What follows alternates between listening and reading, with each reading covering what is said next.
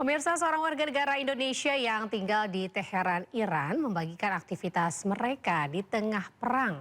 Situasi di pusat ini lebih sepi dan biasanya, namun aktivitas berjalan normal. Persiapan menghadapi perang.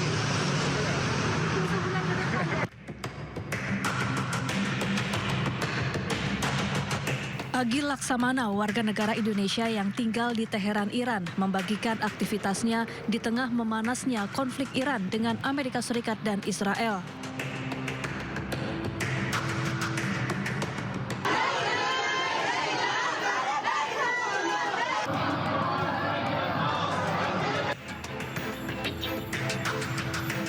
Ia dan keluarganya berbelanja di pusat kota untuk membeli bahan makanan sebagai persiapan di tengah perang. Jalanan di kota Teheran lebih sepi dari biasanya, namun aktivitas berjalan normal. Sejumlah toko masih buka dan kendaraan masih melintas meski dalam masa libur nasional selama 7 hari pasca kematian pemimpin Iran Ali Khamenei. Pemirsa, Perdana Menteri Inggris Keir Starmer ini menegaskan serangan yang dilakukan ke pangkalan di Cyprus terjadi sebelum Inggris mengizinkan Amerika menggunakan pangkalan militer Inggris itu untuk menyerang Iran. Nah, Inggris juga menegaskan tidak pernah terlibat dalam serangan Amerika Serikat dan Israel ke Iran. Mr. Speaker, it is important for me to say that our bases in Cyprus are not being used by US bombers. The strike on RAF Akrotiri in Cyprus was not in response to any decision that we have taken. In our assessment, the drone was launched prior to our announcement. Iran's aggression towards Britain and our interests is long-standing, and that's why we've always ensured that protections for British bases and personnel are at their highest level. Mr. Speaker, the United Kingdom was not involved in the initial strikes on Iran by the US and Israel. That decision... Pemirsa, Iran menargetkan serang pusat data artificial intelligence di kawasan Timur Tengah. Hal ini dilakukan Iran karena kawasan Teluk digadang-gadang sebagai pusat masa depan teknologi. Serangan Iran ke pusat kecerdasan buatan karena infrastruktur AI dianggap sebagai tulang punggung intelijen militer Amerika Serikat dan Israel.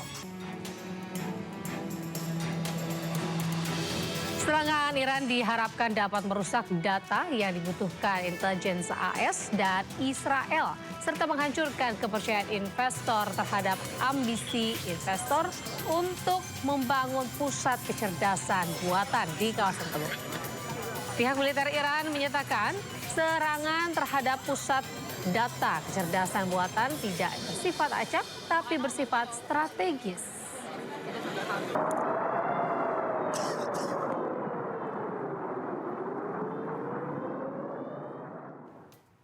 Pemirsa, pemerintah Indonesia mulai mengevakuasi warga negara Indonesia di Iran.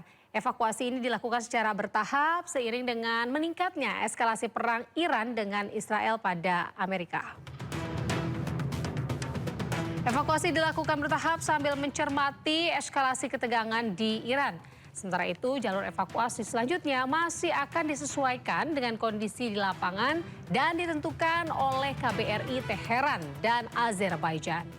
KBRI Teheran juga terus menjalin komunikasi dan jangkauan kepada WNI yang masih berada di wilayah Teheran.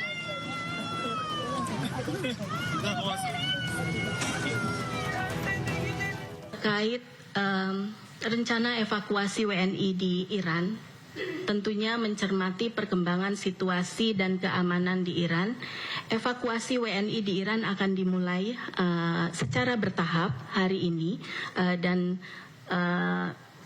tahap pertama ini akan melalui Azerbaijan, tapi mungkin ini untuk jalur-jalur evakuasi ini akan dilihat sesuai kondisi real di lapangan dan ini akan ditentukan oleh teman-teman di perwakilan kita di KBRI Tehran dan KBRI Azerbaijan.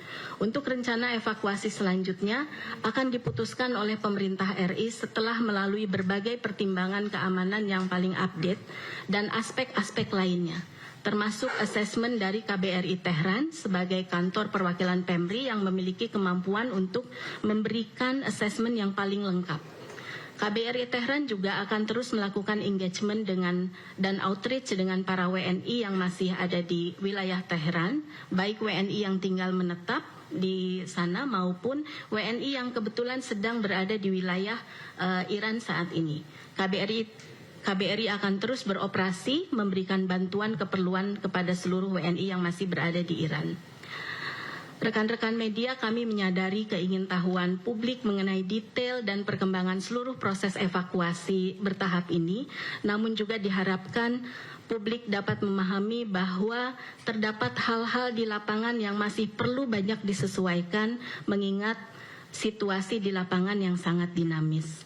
Oleh karena itu, akan sangat dihargai apabila masyarakat juga dapat terus memantau berbagai update informasi resmi yang diberikan oleh Kementerian Luar Negeri dan juga memberikan ruang gerak bagi seluruh tim yang terlibat untuk menjalankan tugasnya, termasuk tim KBRI Tehran sebagai penjuru utama dalam proses evakuasi. Pasukan penjajah Israel kembali melarang umat muslim untuk melaksanakan ibadah sholat Jumat di Masjidil Aqsa.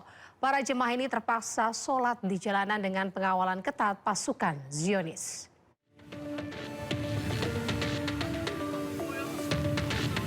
Warga Palestina di tepi barat melaksanakan salat Jumat di jalanan setelah pasukan Zionis Israel menutup Masjid Al-Aqsa.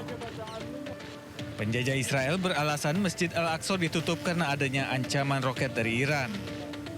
Pelaksanaan salat Jumat juga mendapatkan pengawalan ketat dari aparat keamanan Zionis. لأنه يجب إقامة صلاة الجمعة تعرف فرض على المسلمين فكان لابد من إقامة هذه الصلاة هنا. خامس جمعة من يوم احتلال القدس لليوم بتم إغلاق المسجد الأقصى في وجه المصلين. هيدي الجمعة بالذات هي يمكن أكثر جمعة حساسة، مش لأنها جاي برمضان ومشاعر المسلمين تجاه رمضان وأهمية الصلاة في رمضان بالآلاف، بس لأنها بتيجي في وضع سلسلة من الإجراءات اللي عم تاخذها السلطات الإسرائيلية لتقييد الصلاة في المسجد الأقصى المبارك وفي السيطرة على الأماكن المقدسة الإسلامية والمسيحية على حد سواء. Polisi Zionis Israel mengumumkan bahwa akses ke semua tempat suci di Kota Tua akan dilarang bagi semua warga dan para pengunjung di hari Jumat. Penjajah berdalih hal ini untuk memastikan keselamatan semua pengunjung di tengah ancaman roket dari Iran.